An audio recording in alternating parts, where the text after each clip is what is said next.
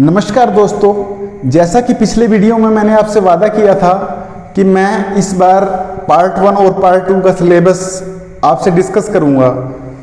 तो इस समय मेरे पास पार्ट 1 और पार्ट 2 के सिलेबस की एक कॉपी है। इसकी एक कॉपी का लिंक मैंने डिस्क्रिप्शन में भी डाल दिया है। आप सब लोग कृपया एक कॉपी इसकी अपने पास रखें ताकि आपको समझने में आसानी रहे। जो लोग पार्ट 2 में अपीयर हो रहे हैं उन्हें लगभग सभी सिलेबस के बारे में जानकारी ऑलरेडी है। तो जो लोग पार्ट 1 में पहली बार अपीयर हो रहे हैं उनके लिए मैं डिटेल में पूरा सिलेबस एक बार बताने की कोशिश करूंगा। उससे पहले इस सारे सिलेबस को डिटेल में समझने से पहले आप एक बात अच्छे से समझ लें कि हमारे पेपर में सभी में प्रैक्टिकल बहुत इम्पोर्टेंट हैं। जब तक आपकी प्रैक्टिकल की तैयारी नहीं होगी तो आप इस एग्ज़ाम को क्लियर नहीं कर पाएंगे। इसलिए मैं आपको सलाह दूंगा कि थ्योरी की तैयारी तो आप विद बुक वाले पेपरों में किताबों से कर ही लेंगे और उससे देखकर लगभग सभी लोग लिख भी देंगे। पर फर्क कहाँ आता है एक पास होने में और पास ना होने पाने में? अंतर यही होता है कि जिन लोगों के प्रैक्टिकल के एटलीस्ट हर सब्जेक्ट के 2 प्रैक्टिकल पे मजबूत पकड़ होगी वो इस एग्ज़ाम को आसानी से पास कर सकते हैं। मैं आपको ये बताना चाहूँगा कि हमारे जितने भी पेपर हैं इसमें पार्ट 1 का जो पहला पेपर है इसमें आपके कोई प्रैक्टिकल नहीं है, सिर्फ इसमें जर्नल हिंदी और इंग्लिश है। कमर्शियल बुक कीपिंग आपकी विदाउट बुक है। इसमें एक अच्छा स्कोरिंग सब्जेक्ट आपका फाइनल अकाउंट है। अगर आपकी फाइनल अकाउंट में तैयारी है और थ्योरी में भी आपकी अच्छी पकड़ है तो ये पेपर आप आसानी से पास कर सकते हैं। उसके बाद सिविल सर्विसेज रूल में आपको ज्वाइनिंग टाइम, पेंशन कैलकुलेशन, पे फिक्सेशन, अगर इसमें महारत है तो आपको पास होने से कोई नहीं रोक सकता। जो तीसरा हमारा पेपर है audit and financial regulation with books, इसमें अगर जिस स्टूडेंट्स की पकड़ पे बिल और इनकम टैक्स कैलकुलेशन में अच्छी है उसे इस पेपर में पास होने से कोई नहीं रोक सकता। पीडब्ल्यूडी का जो पेपर है हमारा 5वां पेपर जो हमारा है, इस पेपर के अंदर जिसकी कॉन्ट्रैक्टर बिल और कैश बुक जो पीडब्ल्यूडी की कैश बुक है, साथ में अगर टीए बिल भी बनाना थोड़ा बहुत आता हो तो इस पेपर को भी आसानी से पास किया जा सकता है। इसलिए मेरी आपसे सलाह होगी कि सारे सिलेबस के पीछे भागने के बजाय सिलेक्टेड काम करें, क्योंकि जैसा कि आपको पता ही है कि हमें सिर्फ 1 महीने का ही समय मिला है। तो ये हमारा जो SCS हरियाणा का एग्ज़ाम है ये कुल 9 पेपरों में बटा हुआ है। पार्ट 1 में आपको 5 पेपर होंगे जबकि पार्ट 2 में कुल 4 पेपर होंगे। जो लोग पार्ट 1 क्वालिफाई करेंगे वो ही पार्ट 2 में एग्ज़ाम देने के लिए एलिजिबल होंगे। तो आइए सबसे पहले हम पार्ट 1 के सिलेबस को डिस्कस करते हैं। इसमें कुल 5 पेपर होंगे। पहला पेपर जो होगा आपका जर्नल हिंदी व इंग्लिश का होगा। जर्नल इंग्लिश में आपको लेटर राइटिंग, ग्रामर और हिंदी में आपको precis writing, letter writing, knowledge of administrative terminology, यानी कि जो प्रशासनिक शब्द हिंदी और इंग्लिश में उपयोग होते हैं उनकी आपको जानकारी होनी चाहिए। दूसरा पेपर होगा कमर्शियल बुक कीपिंग एलिमेंट्री। ये पेपर हमारा विदाउट बुक होगा। इस पेपर में मुख्य रूप से आपको +1 की जो अकाउंटेंसी है यानी कि बुक कीपिंग उसकी नॉलेज आपसे मांगी गई है इस पेपर के अंदर। और इसके अंदर जो टॉपिक रहेंगे आपके book keeping up to trial balance, trading profit and loss account and balance sheet, correction of errors, depreciation, sinking fund, reserve fund, bills of exchange, promissory note and cheques, account current and average due date, self balancing ledger, capital and reserve, receipt and payment accounts, income and expenditure account, manufacturing and working accounts, cost accounting, double accounting system. अगर मैं short में बोलूँ तो आपको जो +1 की accountancy की book है अगर आप उसको पूरा ध्यान से पढ़ लेंगे तो लगभग ये सारे टॉपिक उसमें से क्लियर हो जाएंगे। तो इसके लिए मैं आपको सजेस्ट करूंगा जुनेजा एंड चावला की जो +1 की बुक है वो ले लें आप, उससे अपनी इसकी तैयारी करें।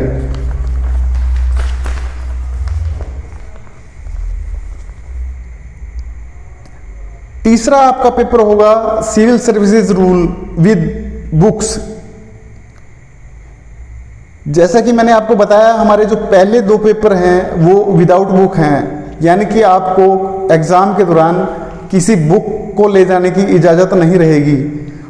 अब इसी बात पर मेरे एक मित्र ने पूछा कि विदाउट बुक और विद बुक में क्या फ़र्क होगा। जो पेपर आपके विद बुक हैं उसमें जो भी आपको सिलेबस में किताबें दिखाई गई हैं उन्हें आप अपने एग्ज़ाम के दौरान ले जा सकेंगे और उसमें से देखकर आप अपना प्रश्न हल कर पाएंगे। और जो पेपर विदाउट बुक हैं उनमें आपको बुक अलाउ नहीं होगी।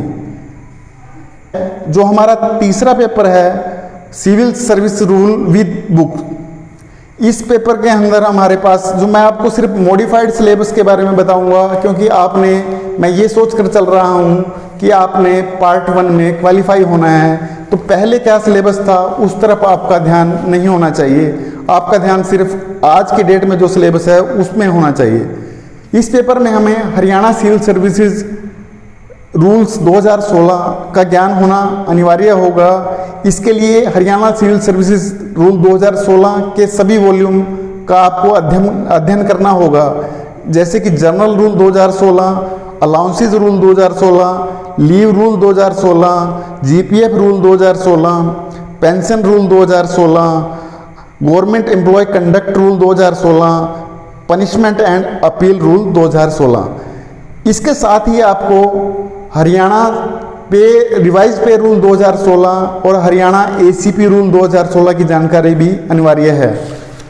यहाँ मैं आपको क्लियर कर दूं कि इस पेपर के अंदर आपको लगभग 50%, जैसा कि मेंशन भी है, at least 50% question will be practical. यानी चौथा पेपर है हमारा audit and financial regulation with books. ये भी पेपर आपका विद बुक्स है, यानी कि इसमें भी आप किताब लेके जा पाएंगे।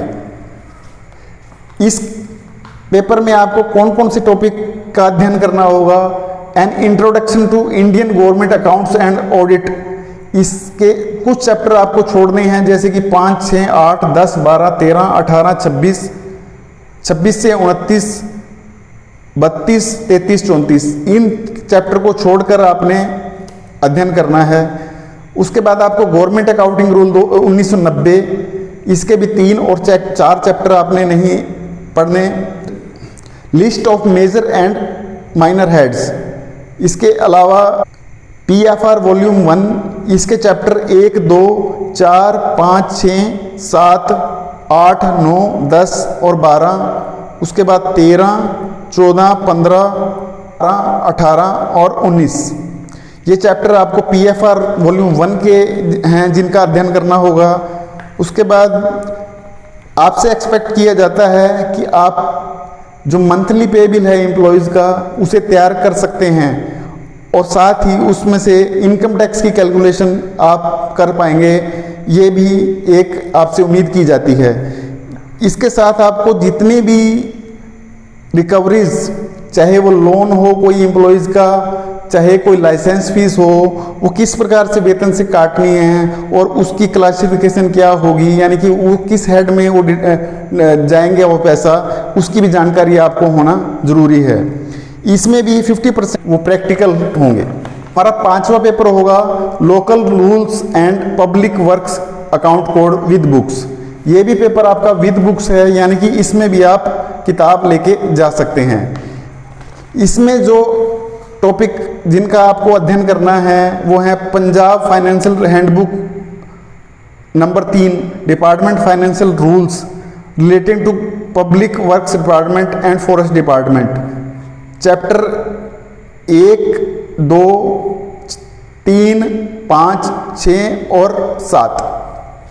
हरियाणा पीडब्ल्यू कोड, इसके चैप्टर आपने पढ़ने हैं 8 से 19, उसके बाद 21, 24 और 24 से 28। वॉल्यूम 3, इसके चैप्टर 1, 2 और 3 आपके सिलेबस में हैं। Haryana civil services TA rules 2016। जैसा कि मैंने आपको बताया कि सिविल सर्विसेज रूल जो 19/7/2016 से हरियाणा में एप्लीकेबल हैं, उसका एक पार्ट टीए रूल भी है जो पहले सीएसआर वॉल्यूम 3 था, उसकी जगह अब टीए रूल 2016 ने जगह ले ली है। तो इसलिए ये पेपर आपका सीएसआर में ना होके पीडब्ल्यूडी में है। और इसमें आपको ये भी एक्सपेक्ट किया जाता है कि एक एम्प्लॉय का टीए बिल कैसे भरा जाएगा। इस पेपर में भी 50% जो आपके क्वेश्चन होंगे वो प्रैक्टिकल होंगे। दोस्तों अब हम आते हैं पार्ट 2 के सिलेबस पर। ये मैं आपको एक सरसरी तौर पर आपको ज्ञान देने के लिए बता रहा हूँ। मुझे नहीं लगता कि इसकी तरफ आपको आज की डेट में ज़्यादा ध्यान देना चाहिए, क्योंकि जहाँ तक मुझे लगता है कि आप सभी लोग पार्ट 1 में अपीयर हो रहे हैं। अगर कोई दोस्त पार्ट 2 में अपीयर हो रहा है तो वो इसको ज़रा ध्यान से सुन ले, अदरवाइज आप सिर्फ एक जानकारी के तौर पर ही लें। इसमें जो पहला पेपर है वो बजट एंड ट्रेजरी रूल्स हैं। इसमें हमारे पंजाब बजट मैनुअल और स्टेट ट्रेजरी रूल्स, इसके वॉल्यूम 1 और 2 हैं जो हमें सिलेबस में हैं। इसके बाद company law and allied act, ये दूसरा पेपर है हमारा। इसमें एलिमेंट्री नॉलेज आपको चाहिए कंपनी एक्ट 2013 की, उसके साथ आपको नॉलेज चाहिए इंडियन कॉन्ट्रैक्ट एक्ट की, ऑफ ग्रेजुटी एक्ट की, मिनिमम वेजेस एक्ट की, पेमेंट ऑफ वेजेस एक्ट की, workman's compensation act, employ provident fund act, benefit maternity benefit act, person with disability act 2016। तीसरा पेपर रहेगा आपका पार्ट 2 के अंदर एडवांस अकाउंटेंसी का।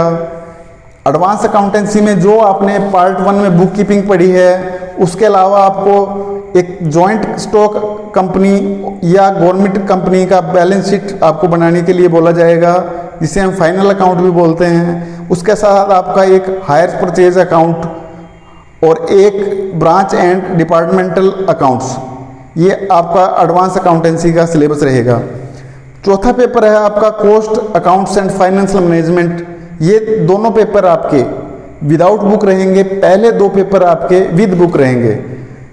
कॉस्ट अकाउंटिंग में आपका सिलेबस रहेगा element of cost, material, labour and overheads and their control, method of costing, job including batch processing, reconciliation between cost and financial accounts, function and importance of financial management, management of working capital, arrangements of finance, cash fund flow, inventory control। ये total आपका syllabus हो गया। धन्यवाद दोस्तों आपका मेरे channel पर बने रहने के लिए। मुझे आशा है कि मैंने जो आपको जानकारी दी है आपके काम आएगी और आपको तैयारी करने में मदद मिलेगी। अगले आने वाले एपिसोड में हम एक रणनीति पर चर्चा करेंगे, जिससे हम 30 दिन में, जी हाँ 30 दिन के अंदर हम इस एग्ज़ाम में पास होने की तैयारी कर सकें। सही सुना दोस्तों आपने, हमारा टारगेट इस एग्ज़ाम में मेरिट लेने का नहीं है। मैं आपको अच्छे से समझा दूं कि हमने इस एग्ज़ाम में मेरिट नहीं लेनी है, हमने सिर्फ पासिंग मार्क लेने हैं। और मैं आपकी जानकारी के लिए बता दूं कि आज तक ऐसा कभी भी नहीं हुआ कि जितने स्टूडेंट्स पार्ट 2 में क्वालिफाई हुए हैं उनमें से किसी को पोस्टिंग वैकेंसी ना होने के कारण ना मिल पाई हो। तो दोस्तों एक बार फिर से मैं आपको कहना चाहूँगा कि आपने सिर्फ इस एग्ज़ाम को पास करना है, इसमें मेरिट नहीं लेनी। धन्यवाद दोस्तों, बने रहिए। अगले एपिसोड में हम 30 दिन के अपने रणनीति पर चर्चा करेंगे। धन्यवाद, जय हिंद।